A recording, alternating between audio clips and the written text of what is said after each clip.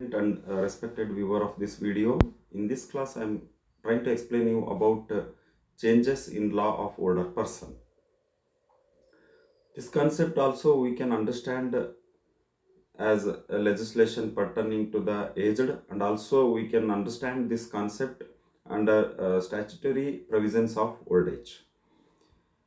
ಈ ಒಂದು ತರಗತಿಯಲ್ಲಿ ನಾನು ವೃದ್ಧರ ಒಂದು ಕಾನೂನಾತ್ಮಕವಾಗಿ ಹಂತವಾಗಿ ಬಂದಿರತಕ್ಕಂತಹ ಬದಲಾವಣೆಗಳು ಅಂತಕ್ಕಂತಹ ಒಂದು ಪರಿಕಲ್ಪನೆಯನ್ನು ವಿವರಣೆ ಮಾಡಲಿಕ್ಕೆ ಬಯಸ್ತಾ ಇದ್ದೇನೆ. ಈ ಒಂದು ಕಾನ್ಸೆಪ್ಟನ್ನು ನಾನು ಇವು ಶಾಸನಗಳು, ವೃದ್ಧರಿಗೆ ಸಂಬಂಧಪಟ್ಟಿರ್ತಕ್ಕಂಥ ಕಾಯ್ದೆಗಳು, ನಿಯಮಗಳು, ಶಾಸನಗಳು ಏನು ಹೇಳ್ತವೆ ಅನ್ನೋದನ್ನ ರೀತಿಯಲ್ಲಾದರೂ ಇದನ್ನು ವಿವರಣೆ ಮಾಡ್ಬೋದು, ಅಥವಾ ಒಂದು ವೃದ್ಧರಿಗೆ ಸಂಬಂಧಿಸಿದಂತಹ ಒಂದು ಕಾನೂನಾತ್ಮಕ ಅವಕಾಶಗಳು ಏನಿದ್ದಾವೆ ಆ ಒಂದು ಪರಿಕಲ್ಪನೆಯಲ್ಲಿ ಕೂಡ ಈ ಒಂದು ತರಗತಿಯಲ್ಲಿ ನಾವು ವಿವರಣೆಯನ್ನು ಮಾಡಬಹುದು ಅಂತಂದು.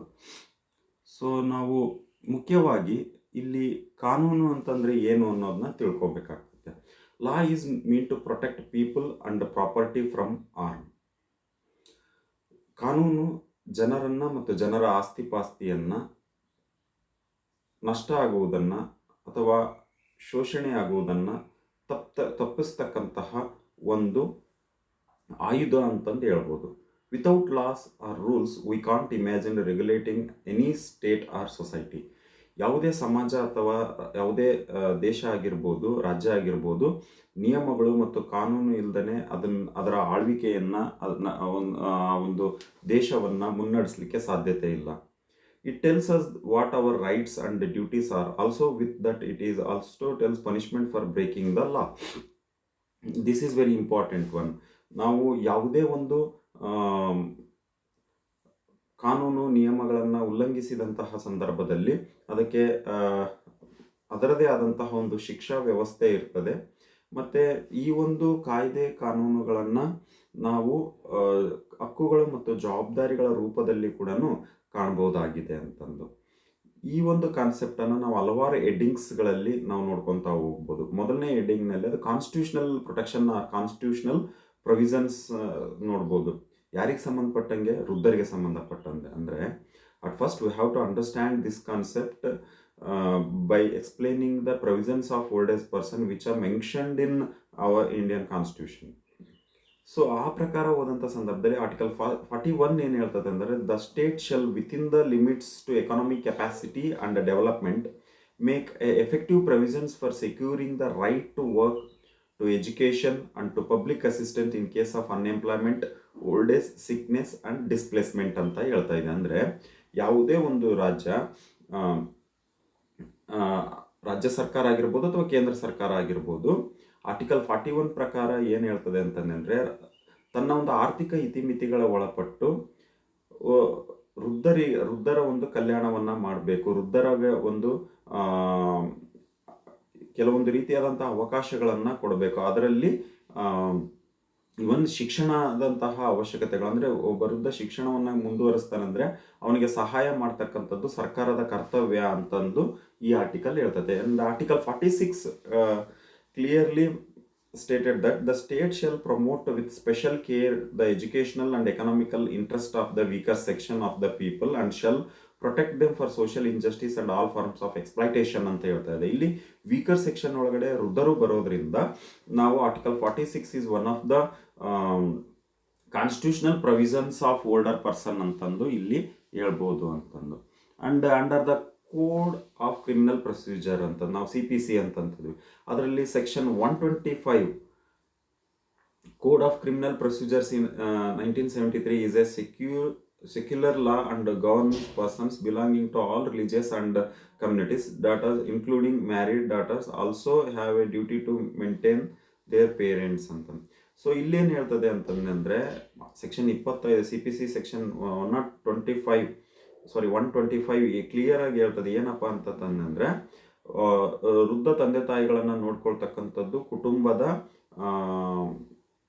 ಸದಸ್ಯರು, ಅಂದರೆ ಮಕ್ಕಳ ಕರ್ತವ್ಯ ಅಂತಂದು ಹೇಳ್ತದೆ ಅಂತ. ಅಂಡ್ ಗೌರ್ಮೆಂಟ್ ಪ್ರೊಟೆಕ್ಷನ್ಸ್ಗಳು ಏನಿದೆ, ಸರ್ಕಾರದಿಂದ ಏನೆಲ್ಲ ಪ್ರೊಟೆಕ್ಷನ್ಗಳು ಇದ್ದಾವೆ ಈ ವೃದ್ಧರಿಗೆ ಸಂಬಂಧಪಟ್ಟಂತೆ ಅಂತ ನೋಡಿದಂಥ ಸಂದರ್ಭದಲ್ಲಿ, the ministry of justice and empowerment has announced regarding the sitting up of a national council for a older person called Agewell Foundation. It will seek opinion of aged on measures to make life easier for them ಅಂತಂದ್ರೆ ಇದು ಒಂದು ವೃದ್ಧರ ಒಂದು ಸಂಬಂಧಪಟ್ಟಂತೆ ಒಂದು ಪ್ರಾಧಿಕಾರವನ್ನು, ಒಂದು ಕೌನ್ಸಿಲನ್ನು ರೀತಿಯಲ್ಲಿ ನಾವು ರಚನೆ ಮಾಡಿಬಿಟ್ಟು ಅಲ್ಲಿ ವೃದ್ಧರಿಗೆ ಸಂಬಂಧಪಟ್ಟಿರ್ತಕ್ಕಂತಹ ವಿಷಯಗಳ ಕುರಿತಾಗಿ ಅವರಿಗೆ ನ್ಯಾಯ ಒದಗಿಸ್ತಕ್ಕಂಥ ಕೆಲಸವನ್ನು ಮಾಡುವುದು ಸರ್ಕಾರದ ಕೆಲಸ ಅಂತಂದು ಹೇಳ್ತದೆ. ಮತ್ತು attempts to sensitise school children to live and work with elderly ಅಂತಂದು. ಮತ್ತು ಇನ್ನೊಂದು ಮುಖ್ಯ ವಿಷಯ ಏನಪ್ಪ ಅಂತಂದರೆ, ಶಾಲೆಯಲ್ಲಿ ವೃದ್ಧರಿಗೆ ಸಂಬಂಧಪಟ್ಟಂತೆ, ವೃದ್ಧರ ಆರೈಕೆಗೆ ಸಂಬಂಧಪಟ್ಟಂತೆ ಮಕ್ಕಳಿಗೆ ತಿಳುವಳಿಕೆ ನೀಡ್ತಕ್ಕಂತಹ ಕೆಲಸವನ್ನು ಕೂಡ ಮಾಡ್ತಾ ಇದೆ. The government policy encourages A promote settlement of pension, PF and gratuity. So ಸರ್ಕಾರದ ನಿಯಮಗಳು ಯಾವ ರೀತಿ ರಚನೆ ಆಗಿದಾವೆ ಅಂತಂದರೆ, ವೃದ್ಧರಿಗೆ ಸಂಬಂಧಪಟ್ಟಿರ್ತಕ್ಕಂಥ ವೇತನ ಆಗಿರ್ಬೋದು, ಪ್ರಾವಿಡೆಂಟ್ ಫಂಡ್ ಆಗಿರ್ಬೋದು, ಗ್ರ್ಯಾಚ್ಯುಟಿ ಫಂಡ್ ಆಗಿರೋದು, ಅದು ಅತ್ಯಂತ ಬೇಗನೆ ದೊರೆಯುವ ರೀತಿಯಲ್ಲಿ ಯೋಜನೆಗಳನ್ನು, ಸರ್ಕಾರದ ಧೋರಣೆಗಳನ್ನು ರಚಿಸಿರೋದನ್ನು ನಾವು ಕಾಣ್ಬೋದು. The policy also accords highly priority to their health care needs ಅಂತಂದು. ಮತ್ತು ಇನ್ನೊಂದು ಏನಪ್ಪ ಅಂತಂದರೆ, ವೃದ್ಧರ ಸಂಬಂಧಪಟ್ಟಂತೆ ಆರೋಗ್ಯ ಸಮಸ್ಯೆಗಳನ್ನು ಅತಿ ಜರೂರು ಕಾರ್ಯ ಅಂತಂದು ನೆರವೇರಿಸಬೇಕು ಅಂತಂದು ಆರೋಗ್ಯ ನೀತಿಯಲ್ಲಿ ಇರ್ತಕ್ಕಂಥದ್ದನ್ನ ನಾವು ನೋಡ್ತೇವೆ. According to section 88B, 88DDB of income tax act, there are discount in tax for the elderly person ಅಂತಂದರೆ, ವೃದ್ಧರು ಪಡಿತಕ್ಕಂತಹ ವೇತನಗಳಿಗೆ ಅವರ ಒಂದು ತೆರಿಗೆ ಥರ ಆದಾಯ ಅಥವಾ ತೆರಿಗೆಯನ್ನು ಕಟ್ಟುವುದು ಅವಶ್ಯಕತೆ ಇಲ್ಲ ಅಂತಂದು ಕೆಲವೊಂದು ಪ್ರೊವಿಷನ್ಸ್ನ ಮಾಡಿರ್ತಕ್ಕಂಥದ್ದು ನಾವು ಸರ್ಕಾರದ ನಿಯಮಗಳು, ಕಾರ್ಯಕ್ರಮಗಳು, ಯೋಜನೆಗಳಲ್ಲಿ ನಾವು ನೋಡ್ಬೋದು ಅಂತಂದು. ಇನ್ನು ಸರ್ಕಾರದ ನೀತಿಗಳು ಯಾವೆಲ್ಲ ಇದ್ದಾವೆ ವೃದ್ಧರಿಗೆ ಸಂಬಂಧಪಟ್ಟಂತೆ ಅಂತ ನೋಡಿದಂಥ ಸಂದರ್ಭದಲ್ಲಿ, the government of India approved the national policy for older person in January 1999 in order to accelerate welfare measures and empowerment the elder in ways beneficial for them ಅಂತ. The policy includes the following major steps ಅಂತಂದು ಹೇಳ್ತೀವಿ. ಅಂದರೆ ಈ ಒಂದು policy 1999 ಪಾಲಿಸಿಯನ್ನು approval ಮಾಡಿದಿಲ್ಲ Bharat ಸರ್ಕಾರ. ಅದರ ಒಂದು ಮೇಜರ್ ಕ್ಯಾರೆಕ್ಟರಿಸ್ಟಿಕ್ಸ್ಗಳು ಏನಪ್ಪ ಅಂದರೆ, setting up of A pension fund for ensuring security for those persons who have been serving in the unorganised sector. ಅಸಂಘಟಿತ ವಲಯದಲ್ಲಿ ಕೆಲಸ ನಿರ್ವಹಿಸಿರ್ತಕ್ಕಂತಹ ವೃದ್ಧರುಗಳಿಗೆ ಪೆನ್ಷನ್ ಅನ್ನು ಕೊಡ್ತಕ್ಕಂಥ ರೀತಿಯಲ್ಲಿ ಈ ಒಂದು ನೀತಿಯಲ್ಲಿ ಕಾರ್ಯಕ್ರಮಗಳನ್ನು ಕೈಗೊಳ್ಳಬೇಕು ಅಂತಂದು ಹೇಳಲಾಗಿದೆ. ಅದೇ ರೀತಿಯೇ construction of old age homes and day care centre for every 34 districts. ಈ ಒಂದು ನಿಯಮದ ಪ್ರಕಾರ ಪ್ರತಿಯೊಂದು ಜಿಲ್ಲೆಯಲ್ಲಿ ಕೂಡ ಈ ರೀತಿಯ ಓಲ್ಡ್ ಏಜ್ ಹೋಮ್ಸ್ಗಳನ್ನು, ಡೇ ಕೇರ್ ಸೆಂಟರ್ಸ್ಗಳನ್ನು ಸ್ಥಾಪನೆ ಮಾಡ್ತಕ್ಕಂಥದ್ದು ತುಂಬ ಅವಶ್ಯಕ ಅಂತ ತಂದು ಈ ಯೋಜನೆಯಲ್ಲಿ ಹೇಳಿದೆ. Then establishment of resource centres and reemployment bureaus for people above 60 years ಅಂತಂದು. ಸೊ ಇಲ್ಲಿ ಒಟ್ಟಾರೆಯಾಗಿ ಈ ಯೋಜನೆಯಲ್ಲಿ ಏನಪ್ಪ ಅಂತಂದರೆ, ವೃದ್ಧರಿಗೆ ಸಂಬಂಧಪಟ್ಟಂತಹ ಯೋಜನೆಗಳನ್ನು, ಕಾರ್ಯಕ್ರಮಗಳನ್ನು ಅತಿ ಜರೂರು ಕಾರ್ಯದಲ್ಲಿ ನಿರ್ವಹಿಸುವುದು ಸರ್ಕಾರದ ಆದ್ಯ ಕರ್ತವ್ಯ ಅಂತಂದು ಈ ಒಂದು ನೀತಿ ಹೇಳ್ತದೆ ಅಂತಂದು. ಇನ್ನು social legislation of older person ಒಳಗೆ maintenance and welfare of parents senior citizens act 2007 ಬರ್ತದೆ. This is very important act. ಯಾಕಂತಂದರೆ ಇದು ರೀಸೆಂಟಾಗಿ ಬಂದಿರತಕ್ಕಂತಹ ಒಂದು ಕಾಯ್ದೆಯಾಗಿದ್ದು, ಈ ಕಾಯ್ದೆಯಲ್ಲಿ ವೃದ್ಧರಿಗೆ ಸಂಬಂಧಪಟ್ಟಿರ್ತಕ್ಕಂತಹ